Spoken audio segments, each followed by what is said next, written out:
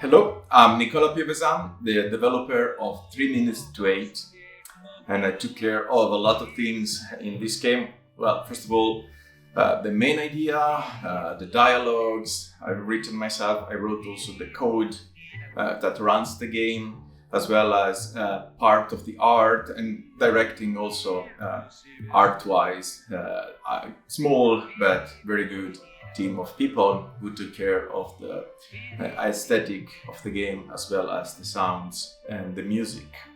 3 Minutes to 8 has its roots in like the classic point-and-click adventure game, even though it's developed also for consoles, so it has a full gamepad controller, and it's mostly also like a side scroller, so that's a bit atypical. But what makes it truly original is its gameplay, because it has this peculiar thing that you always die at 3 minutes to 8. So the player must find a way to survive that, and there are a lot of different narratives, a lot of different endings, and a lot of secrets and crazy puzzles and stuff.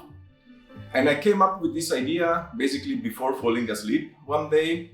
I tried to keep myself awake and thinking on how to make an original game with an interesting idea behind it. And then I kept this method for the whole process of the game. So basically, right before falling asleep, using my phone or a small notebook, writing notes, writing idea in that kind of state of mind, which is a bit borderline. And I tried to put in the game all of those ideas. And the game itself is for the player somehow a borderline experience, because a lot of weird things happen in the game, which is also somehow changing the rules of the stereotypical gameplay.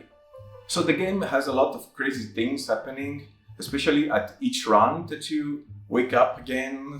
Things change, things are somehow randomized, some events are getting crazier and crazier, and this allows the player to play again and again to discover all the secret things within the game itself.